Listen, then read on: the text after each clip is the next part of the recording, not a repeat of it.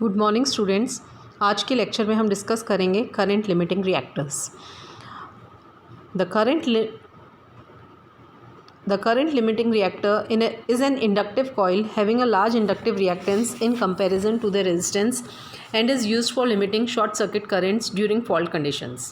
Current voltage reactors also reduce the voltage disturbances on the rest of the system. It is installed in feeders and ties, in generator leads and between bus sections for reducing the magnitude of short circuit currents and the effect of the respective voltage disturbance. किसी भी electrical power system के अंदर जब भी कोई fault आता है तो सिस्टम का करंट जो है वो बढ़ जाता है। इस बढ़े हुए करंट को हम शॉर्ट सर्किट करंट कहते हैं। इस शॉर्ट सर्किट करंट की वैल्यू जो है किसके बराबर हो जाएगी? ISC will be equal to V/Z, जो कि हम पहले भी देख चुके हैं। वेयर V क्या है? सिस्टम का वोल्टेज है और Z सिस्टम का इम्पीडेंस है up to the fault point. तो हम शॉर्ट सर्किट करंट की वैल्यू को कम करने के लिए क्या कर सकते हैं? या तो सिस्टम की वोल्टेज को कम करें या उसके इम्पीडेंस को बढ़ाएं। सिस्टम की वोल्टेज हम चेंज नहीं कर सकते हैं, तो हम क्या करते हैं कि फॉल्ट पॉइंट तक सिस्टम की इम्पीडेंस को बढ़ा सकते हैं और इस इम्पीडेंस को हम बाय इंसर्टिंग एडिशनल रेजिस्टेंस या रिएक्टेंस जो है हम उस फॉल्ट पॉइंट तक के इम्पीडेंस को बढ़ा देते हैं। तो क्या होगा? फॉल्ट करंट की वैल्यू कम हो जाएगी। फॉल्ट करंट की वैल्यू कम हो जाएगी तो जो सर्किट ब्रेकर्स हम यूज़ कर रहे हैं इसके अंदर, उनकी रेटिंग जो है हम कम कर सकते हैं by inserting some additional reactance. तो रिएक्टर जो है हाई इंडक्टिव रिएक्टेंस की कॉइल्स होती हैं जो कि इलेक्ट्रिकल पावर सिस्टम के किसी भी सर्किट के इम्पीडेंस को बढ़ाने के लिए उस सर्किट के सीरीज़ में लगाई जाती हैं। इन रिएक्टर्स को जब हम इंसर्ट कर देंगे तो सर्किट ब्रेकर कम रेटिंग के हम यूज़ कर सकते हैं और सर्किट ब्रेकर जब कम रेटिंग के यूज़ करेंगे तो सिस्टम हमारा इकोनॉमिकल हो जाएगा। इन रिएक्टर्स को हम बस बार के साथ में इंस्टॉल कर सकते हैं या जनरेटर्स के साथ में या फीडर्स के साथ में। करस्पॉन्डिंगली हम इन्हें बस बार रिएक्टर्स, फीडर रिएक्टर या जनरेटर रिएक्टर्स कहते हैं। रिएक्टर्स जो हैं फर्दर हम बात करें इनके टाइप्स की तो दो तरह के होते हैं generally, series reactor and shunt reactors. Series reactors जो हैं वो सर्किट के सीरीज़ में कनेक्ट किए जाते हैं और शंट रिएक्टर्स सर्किट के पैरेलल में कनेक्ट किए जाते हैं। सीरीज़ रिएक्टर्स जो हैं करंट कंट्रोल करने के काम में आते हैं, करंट की वैल्यू को कम करने के काम में आते हैं, और जबकि शंट रिएक्टर्स वोल्टेज को कंट्रोल करने के काम में आते हैं। सीरीज़ रिएक्टर के कंस्ट्रक्शन की बात करें या इनकी क्लासिफिकेशन की बात करें तो हम फर्दर इन्हें क्लासीफाई कर सकते हैं डिपेंडिंग अपॉन द कंस्ट्रक्शन। इनको हम क्लासीफाई कर सकते हैं एयर कोल्ड रिएक्टर्स या ऑयल इमर्स्ड रिएक्टर्स या ओपन टाइप ऑफ रिएक्टर्स या close type of reactors. Air cold reactor की हम बात करें तो सिंपली क्या है, इंडक्टिव हाई इंडक्टेंस की कॉइल है ये जिसका रेजिस्टेंस बहुत कम होता है और ओपन टाइप के अंदर ये ओपन रखी जाती हैं और नेचुरल एयर से कूल होती हैं ये, और low voltage up to 33 kilo volt तक हम ओपन टाइप ऑफ रिएक्टर्स या एयर कूल्ड रिएक्टर्स यूज़ करते हैं। और क्लोज टाइप ऑफ रिएक्टर्स के अंदर जो इंडक्टिव कॉइल है वो ऑयल इमर्स टैंक के अंदर एक ऑयल से भरे हुए टैंक के अंदर इमर्स करके रखी जाती हैं जिससे कि ऑयल जो है वो इनको कूलिंग के काम में आता है। और close type of reactors above 33 kilo volt पे हम इससे ज़्यादा की वोल्टेज के लिए हम close type of reactors use करते हैं। Further depending upon their location हम इन्हें क्लासीफाई कर सकते हैं generator reactors, feeder reactor and बस बार रिएक्टर्स। इन रिएक्टर्स की कुछ जो हैं कैरेक्टरिस्टिक्स होते हैं कि इनका ये सर्किट के हम सीरीज़ रिएक्टर की यहाँ पे हम बात कर रहे हैं जो कि करंट लिमिट करने के काम में ले रहे हैं हम। तो इनका सीरीज़ क्योंकि ये करंट को कंट्रोल करने के काम में ले रहे हैं तो हम इन्हें सर्किट के सीरीज़ में कनेक्ट करते हैं। इनके इंडक्टिव रिएक्टेंस हाई होता है और ओमिक रेजिस्टेंस बहुत कम होता है, तो I2R लॉसेस इनको इंसर्ट करने से कम होंगे और ओवरऑल एफिशिएंसी जो है सिस्टम की उस पर इफ़ेक्ट नहीं होगा। तो फंक्शन की यहाँ पे बात करें तो करंट लिमिटिंग रिएक्टर क्या कर रहा है? शॉर्ट सर्किट करंट की वैल्यू को कम कर रहा है।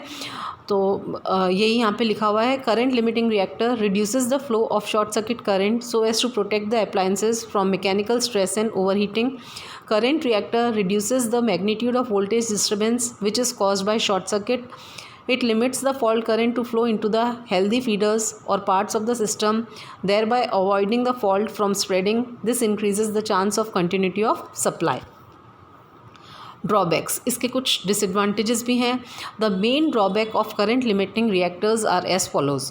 When the reactor is installed on the network, the total percentage reactance of the circuit increases, it decreases the power factor and thus the regulation becomes poorer. Reactor जो हम use कर रहे हैं सीरीज़ रिएक्टर किसी भी electrical power system में, इसका main drawback क्या है कि इसको जब हम इंसर्ट कर रहे हैं तो इसकी कॉइल का इंडक्टिव रिएक्टेंस ज़्यादा है, तो ओवरऑल इंडक्टिव रिएक्टेंस या टोटल परसेंटेज रिएक्टेंस जो है सर्किट का वो बढ़ जाएगा, जिससे सर्किट का पावर फैक्टर कम हो जाएगा और उसका रेगुलेशन जो है सिस्टम का कम हो जाएगा.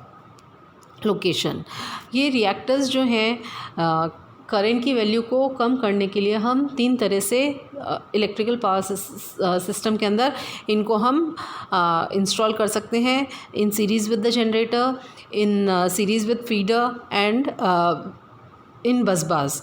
तो डिपेंडिंग अपॉन ये कहाँ पे लोकेटेड है हम इन्हें कहते हैं जनरेटर रिएक्टर्स, फीडर रिएक्टर या बस बार रिएक्टर्स. सबसे पहले हम लेते हैं generator reactors. Generator reactors are inserted between the generator and the generator bus. Such reactors protect the machines individually. In power station generator, reactors are installed along with the generator. The magnitude of reactors is approximately about 0.05 per unit. The main disadvantage of such type of reactors are that if the fault occurs on one feeder, then whole of the system will be adversely affected by it. Generator reactors यहाँ पे हम देख रहे हैं जो भी electrical power system है उसके जनरेटर के सीरीज़ में लगाए जाते हैं और ये जनरेटर्स को प्रोटेक्ट करते हैं. इनका मेन ड्रॉबैक जो है वो है कि जब भी नॉर्मल ऑपरेटिंग कंडीशन में भी एक कंटिन्यूस वोल्टेज ड्रॉप जो है और पावर लॉस इन रिएक्टर्स के अंदर होता रहता है. और अगर किसी भी बस बार या फीडर पर कोई फॉल्ट अकर होती है तो वोल्टेज जो है बस बार पे वो कम हो जाएगा और चांसेस जनरेटर के जो है आउट ऑफ सिंक्रोनिज्म में आने के ज़्यादा बन जाएंगे. और कंटिन्यूटी ऑफ सप्लाई, अगर किसी एक फीडर में फॉल्ट आ जाता है तो सप्लाई की कंटिन्यूटी सप्लाई की डिसकंटिन्यूटी के चांसेस भी बढ़ जाते हैं. फीडर रिएक्टर्स जैसा कि नाम से ही पता पड़ रहा है कि इनमें रिएक्टर्स जो हैं वो फीडर्स के सीरीज़ में लगे हुए होते हैं और इसका सबसे मेन एडवांटेज ये है कि अगर किसी एक फीडर में फॉल्ट आएगा तो दूसरे फीडर की सप्लाई जो है वो इफ़ेक्ट नहीं होगी. तो यहाँ पे हम देख रहे हैं इस डायग्राम में भी देख सकते हैं हम कि ये फीडर रिएक्टर्स में कि रिएक्टर्स जो हैं वो फीडर्स के साथ में लगे हुए हैं. reactors which is connected in series with the feeder is called feeder reactor. When the fault occurs on any one feeder, then the voltage drop occurs only in its reactor and the bus bar is not affected much. Hence the machines continue to supply the load. The other advantage is that the fault occurs on a feeder will not affect the other feeders and the effects of faults are localized. यहाँ पे हम देख सकते हैं feeder reactor का diagram यहाँ पे show किया गया है. इसका मेन डिसएडवांटेज है कि एक तो इसके अंदर भी कांस्टेंट पावर लॉस और वोल्टेज ड्रॉप होता रहता है रिएक्टर्स में अंडर नॉर्मल ऑपरेटिंग कंडीशंस में भी. एंड अगर किसी बस बार में शॉर्ट सर्किट हो रहा है तो कोई प्रोटेक्शन जनरेटर के लिए नहीं दिया जाता है इसके अंदर. और अगर हम जनरेटर के जो है नंबर्स बढ़ा दें तो नंबर ऑफ़ फीडर रिएक्टर्स भी हमें इंक्रीज़ करने पड़ेंगे. नेक्स्ट टाइप ऑफ रिएक्टर है वो है bus bar reactor. When the reactors are inserted in the bus then it is called bus bar reactors. The constant loss in reactor is avoided by inserting the reactors in bus bar. In this system, only a small power flows through the reactors during normal operating condition. During short circuit on the feeder, only one generator feeds the fault directly by passing the reactors.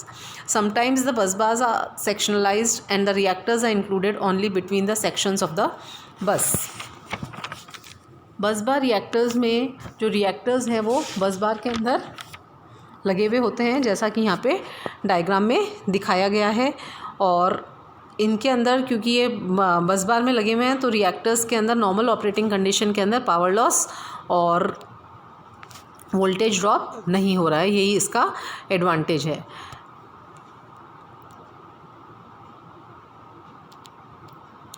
Thank you.